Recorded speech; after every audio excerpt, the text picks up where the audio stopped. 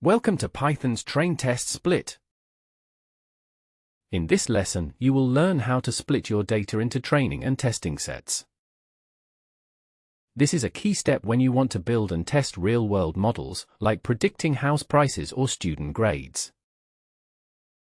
Splitting helps you see how well your model might do on new, unseen data. No special math needed, just Python and a few friendly libraries. Running the cell now. Ready to get hands-on? Let's dive into our first steps with Python. To get started, we'll use two popular tools, NumPy and pandas. This line is a comment. In Python, comments explain what comes next. Here we bring in NumPy, a library for working with numbers and arrays. And here we import pandas, which makes working with tables of data easier. The comment reminds us why these libraries matter for our data tasks. Running the cell now. Practice, try importing NP and PD in your own notebook. Let us create a tiny table of names and scores, like test results. This comment explains that we're making our own data to practice on. We start a dictionary to hold our pretend data. Here are 10 student names. A list of short strings. Now we add their scores. These are numbers, one per name. We close the dictionary here. We turn our dictionary into a pandas data frame. That is a grid or table in Python. We print a message so we know what is coming. We print the whole table. Running the cell now. Notice how the names and scores line up in the table. What is a train test split? When you build a model, you should not test it on the same data you used for training. Why? Because that would not show you how the model would do with new data. So, we split our data into two groups. Training set, used to teach the model. Test set, used to check how well the model learned. Think of it like studying for a quiz. You learn from the book, train, but take the quiz, test, with new questions.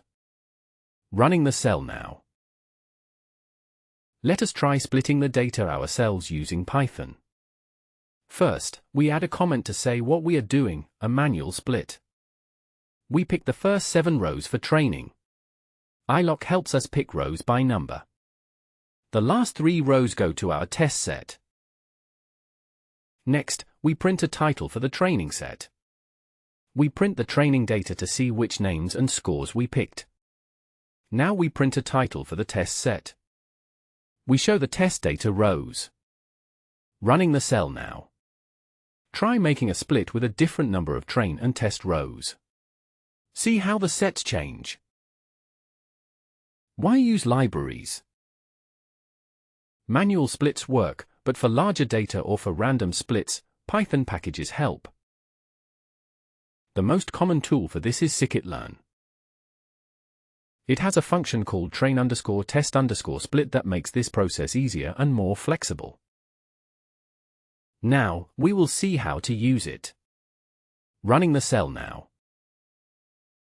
Let us import the special function we need from scikit-learn. This comment reminds us of the step. We bring in train_test_split so we can use it for our data. Running the cell now. If you get an error, you may need to install scikit-learn using pip in your terminal. Now we will use train_test_split to make a random split for us. A comment to explain, we want 70% for training and 30% for testing. Here is the important line, train_test_split does all the splitting. We set test_size to 0.3 for 30%. We use random_state so our results repeat. We print out a title for the train set. Now we display the train set. We print out a title for the test set. And now we show the test set. Running the cell now. Try changing the test_size to 0.2. What happens to the size of your test set? What is random_state? Setting random_state ensures our split stays the same every time we run it. This is useful when we want to compare results and share our code. If you leave it out, your split will change every time you run your code. Running the cell now. Let us try a split without setting random_state. This comment reminds us about the test. Now we split the data, but let Python pick the split randomly by leaving out random_state. We print a title so we know which split we are viewing. Here is the train set picked randomly. It will be different each time. Running the cell now. Try running this cell a few times. Notice how the results keep changing. With train_test_split, we can split out just the values we need. A comment about splitting features and labels. Features are things we use to predict. Labels are what we want to predict. Here we pick the score column as features. We choose the name column as labels. We print the features list. Now we print the labels list. Running the cell now. In real projects, labels can be categories, like you pass or fail. Let us use train_test_split to break features and labels into train and test sets. We add a comment to say what we are doing. Here we split both our features and labels by passing them together to train_test_split. We print the train features. Now we print the test features. We print the train labels. Now we print the test labels. Running the cell now. Check, do the lengths of x_train and y_train match? They always should. Practice, make your own split. Pick your own test_size number between 0.1 and 0.5. Try using train_test_split with your value. See how the size of the test set and train set change. Running the cell now. Share your result in a comment if you like the video. Please subscribe for more lessons. Let us test what happens with an extreme value for test_size. A comment to set the challenge, large test size. Here we split again, but give most data to the test set. Print the train features, which now are very few. Print the test features, which now have almost all the data. Running the cell now. Did you see? With a big test_size, very little is left for training. Now try the other way, make the test_size small and see the results. A comment for the small test set. Split again, but now with only 1 or 2 in the test set. Show the train features, almost all are here. Show the very small test set. Running the cell now. Good job. A split needs enough for both training and testing. Let us make this interactive. You get to pick the test size by typing it in. We start with a comment about asking the user. We use input to ask for the split size, like 0.2 for 20%. A try block helps us handle errors if you type something wrong. Now we try to turn the input into a number with float. If it's a good number, we use train_test_split with it. Print the train features. Print the test features. If anything goes wrong, this except part prints a friendly error. This guides the user to try again the right way. Running the cell now. Practice, try entering different values to see the split change. In real life, data is sometimes sorted. Let us check why randomness matters. A comment to explain, our example data will be sorted by score. We sort the table so the highest scores come first. Now we pick the sorted scores. We also pick the matching names sorted. Split into train and test sets just as before. Show what is in the train set. Show what is in the test set. Running the cell now. Do you notice how a sorted set can give the train set mostly high or low values?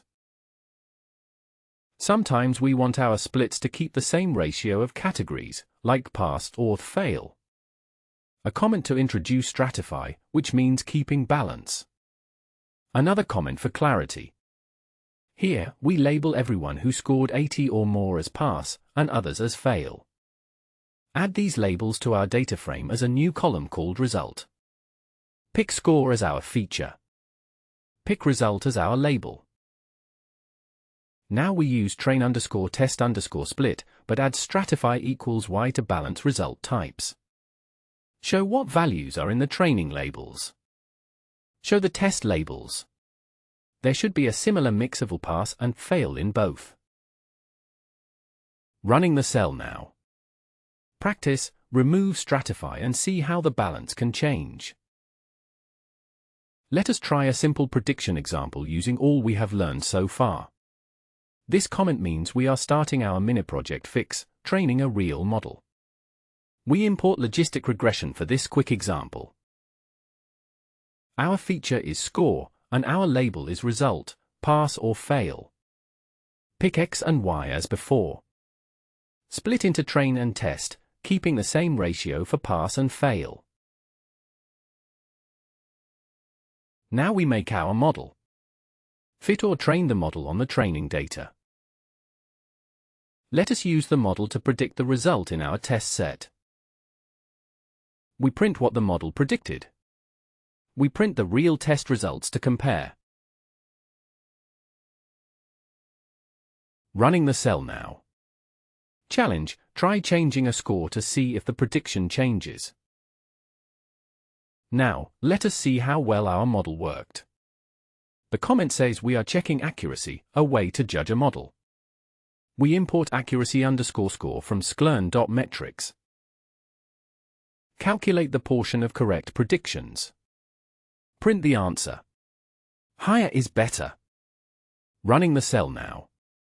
Practice, make a change, then run accuracy again. Did it go up or down? Common mistakes, watch out. Splitting after training, bad. Split first, always. Not shuffling data first. Not using stratify with imbalanced categories. Forgetting random_state for repeatable results. Using the same data for both training and testing. Stay aware of these, and your splits will be spot on. Running the cell now. Pause and try splitting with a few different settings.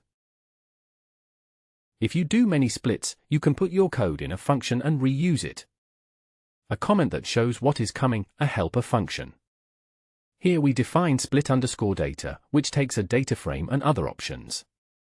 It gets the features from score. It gets the labels from result. If a stratify column is given, use it for balance. Call train_test_split with stratify. If not, just call train_test_split without stratify. A usage example to show how to call this function. Now we try it out with 40% for testing and result for stratify. Running the cell now. Practice, change the test_size.